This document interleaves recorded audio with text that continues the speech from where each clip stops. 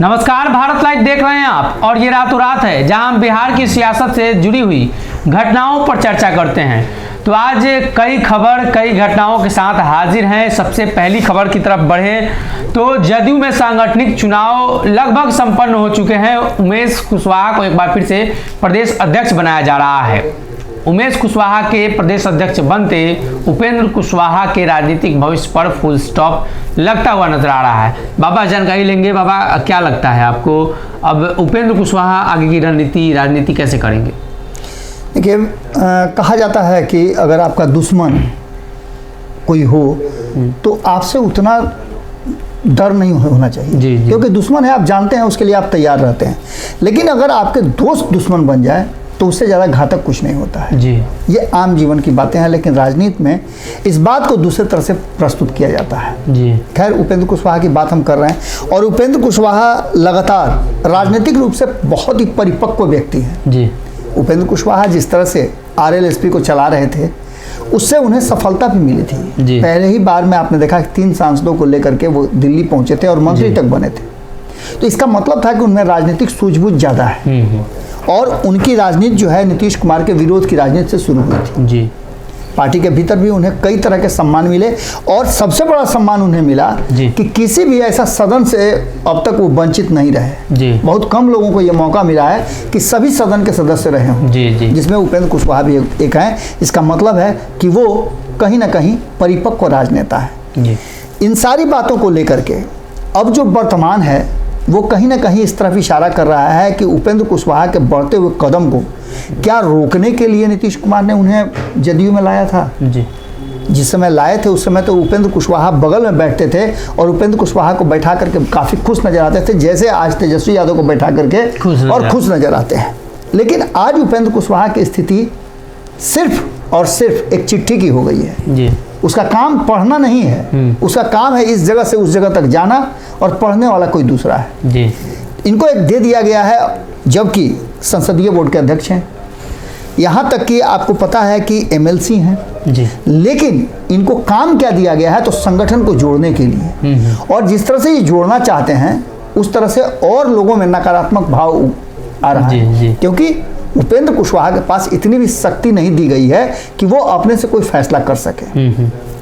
संगठन की बात करें तो संगठन में भी उपेंद्र कुशवाहा को कहीं ना कहीं वो स्थान नहीं दिया गया है और RLSP से आने वाले जितने भी लोग थे, जी, जो कई माने उसमें बेहतर नेता थे जो बहुत कुछ बदल सकते थे, उन सारे लोगों को अभी तक वेट एंड वॉच की स्थिति में रखा गया है। अब आज चर्चा कर रहे हैं उपेंद्र कुशवाहा की, जदयू की। तो जदयू के सांगठनिक चुनाव हो चुके हैं। अब उपेंद्र कुशवाहा का भविष्य उपेंद्र कुशवाहा खुद कहाँ देख रहे होंगे? यही बात मैं अभी यहीं पर आ रहा था मैं कि अब आपको किसी को, अगर नीतीश कुमार की रणनीति रही है कि किसी से दुश्मनी अगर करनी हो, किसी को आप चाहते हैं कि उससे दूर हो जाना है, तो उससे बातचीत करना बंद कर देते हैं या उसके आगे हर्डल लगा देते हैं। जी। इसी तरह का एक हर्डल जो है, आप समझिए ना, उमेश कुशवाहा को प्रदेश अध्यक्ष बनाने का सीधा मतलब है कि अब राष्ट्रीय अध्यक्ष की भूमिका में कोई कुशवाहा नहीं आएगा।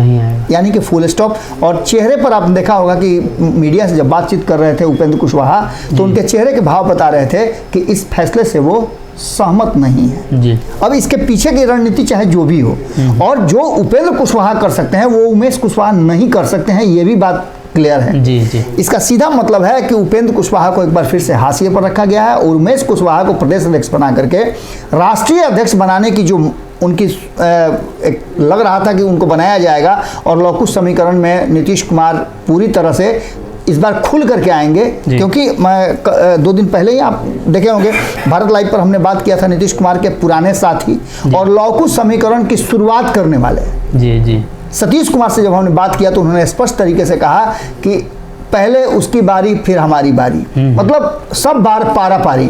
इसका मतलब है कि नीतीश कुमार जिसको बहुत ज़्यादा नज़दीक करते हैं उससे उतना ही ज़्यादा दूर कर देते हैं और उसकी राजनीतिक समाप्त करने के लगभग प्रयास में लगे रहते हैं। कई लोग को हाशिए पर आप देख सकते हैं जिसका फहरिस्त लंबा है। बिहार के मुख्यमंत्री नीतीश कुमार कलयुग के भागीरथ के रूप में अब जाने जा रहे हैं। उन्होंने गंगा को राजगीर पहुंचा दिया, नालंदा माफ कीजिए गया पहुंचा दिया है। देखिए, ये दबाव नीतीश कुमार पर पिछले 17 सालों से था।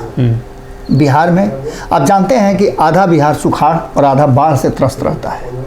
जहाँ सुखाड़ होता है वहाँ लोगों की फसलें और लोगों के जीवन कितने कष्टकर हो जाते हैं, इसको देख करके। और दूसरी तरफ जहाँ बाढ़ होता है वहाँ लोग किस तरह के जीवन में जीते हैं कि हर साल घर बनाते हैं और उजड़ जाता है, किसी का आसियाँ उजड़ जाना बहुत मुश्किल होता है।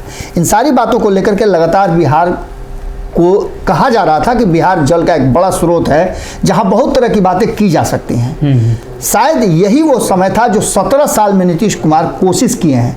हालांकि ये कोशिश भी पूरी नहीं है, क्योंकि पाइपलाइन से अगर जल पहुंचाया जा रहा है तो ये उतना सार्थक नहीं है जितना कहा जा रहा था कि पैन और नहर बना करके जल का स्रोत वहां पहुंचाया जाए। लेकिन खैर एक प्रयास तो उन्होंने किया और ये सार्थक प्रयास इसको कहा जा सकता है, इसलिए कि वहाँ जो बरसात के समय में गंगा में जो उफान आता है उसमें से बहुत संख्या में जो जल है वो उन क्षेत्रों में चला जाएगा जहाँ जल का स्रोत कमज़ोर है। ऐसी स्थिति में इस प्रयास को नीतीश कुमार के निश्चित रूप से एप्रिशिएट करना चाहिए। जी, उपचुनाव हो रहे हैं और चिराग पासवान अभी पीछे हैं। पशुपति पार्क चुनाव प्रचार कर रहे हैं कुरहनी में। देखिए, भारतीय जनता पार्टी की स्ट्रेटजी समझना बड़ा मुश्किल है जी। और खास करके चिराग पासवान जिस तरह से तेजस्वी यादव की स्थिति को देख रहे हैं कि तेजस्वी यादव को नीतीश कुमार ने अपने पाले में लेकर के जितना सब्जबाग दिखाया था उसमें से अब तक कोई भी पूरा नहीं हुआ है। और यहाँ तक कि तेजस्वी यादव के कैरियर पर भी एक क्वेश्चन मार्क जरूर लग गया है। जी। जिस आदमी को मुख्यमंत्री बनना था वो उप मुख्यमंत्री बन करके और नीतीश कुमार के पीछे पीछे से अपने टैलेंट को वहीं छुपा दे रहा है। जी। इसके सीधे से मतलब है कि जो एग्रीमेंट हुआ था उस एग्रीमेंट की शर्तें अभी तक पूरी नहीं हुई हैं। और यही कारण है कि आपने देखा होगा कि लालू प्रसाद सिंगापुर जाने से पहले एक टीम का गठन करके गए हैं जो तेजस्वी यादव को नीतीश कुमार के चंगुल में फंसने न दे। इन सारी बातों को देख करके राजनीतिक रूप से काफ़ी अवेयर हैं, पढ़े लिखे हैं और उन्होंने रामविलास पासवान की राजनीति देखी है जो अपने पूरे जीवन सत्ता के साथ ही रहे हैं। पहले ही वो समझ जाते थे कि अब अगला किसका नंबर है सत्ता में आने का। इन सारी बातों को लेकर के चिराग पासवान ने जो शर्तें रखी थी उनमें से एक शर्त पशुपति कुमार पारस और हाजीपुर को लेकर था। शायद यही वो शर्त है जहां आकर के मामला अटका हुआ है। बाकी सभी शर्तें तो मान्य हो ही गई थी, लेकिन यहीं आकर के मामला अटका हुआ है। और देखने वाली बात ये होगी कि आपने देखा होगा कि इस बीच में कई बार पशुपति कुमार पारस ने कहा है कि वो हमसे माफ़ी मांग ले, वो हमसे माफ़ी मांग ले। अब पशुपति कुमार पारस का एक नया बयान आया है। उन्होंने कहा है कि हाजीपुर ही नहीं, इससे पहले अलौली भी हम ही को दे करके गए थे रामविलास पासवान, यानी मेरे बड़े भाई, मेरे गुरु, और उनके जो राजनीतिक उनका जो किया हुआ जो भी एम्पायर है उसका वारिस, असली वारिस मैं ही हूँ। अब चिराग पासवान और पशुपति कुमार के बीच में जो कुछ चल रहा है यह हो सकता है कि उसी का असर हो, लेकिन जो हमारी जानकारी है, जिस तरह से बातें हो रही हैं भीतर खाने में, कि चिराग पासवान 28 तारीख के बाद कुर्नी की तरफ रुख कर सकते हैं। जी, एक और चर्चा आ रही है, राष्ट्रीय जनता दल में सांगठनिक फेरबदल हुए हैं और तेजस्वी को संसदीय बोर्ड का अध्यक्ष बनाया गया।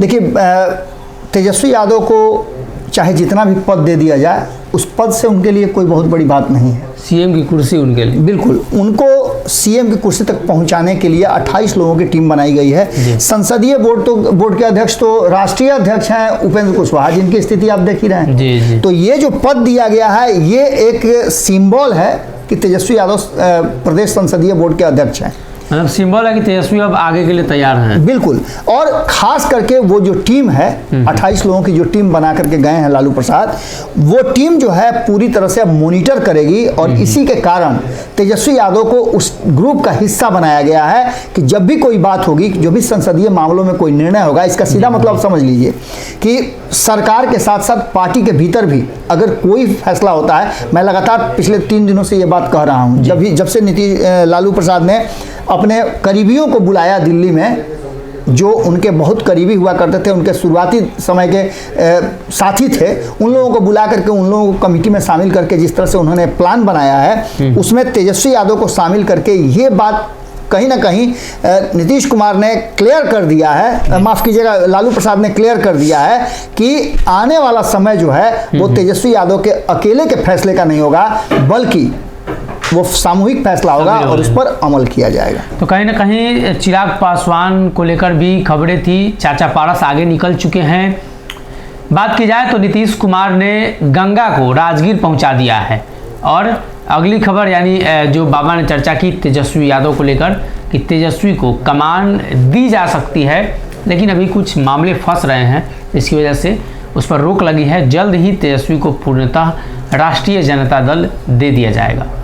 अगर ये वीडियो पसंद आई और वह बिहार के राजनीति और बिहारियत से सरोकार रखेनी तो सब्सक्राइब बटन दबा के चैनल के सब्सक्राइब कर ली। ओजे एगो घंटी बा, ओकरा बटन दबा देला से कुल सटीक और मारक खबर रुआ मुफ्त में मिल जाई। अगर रुआ पत्रकारिता के हमनी के नया प्रयोग में सहयोग कर चाहतानी तो ज्वाइन बटन दबा दी। पेटीएम नंबर नोट कर ली 938681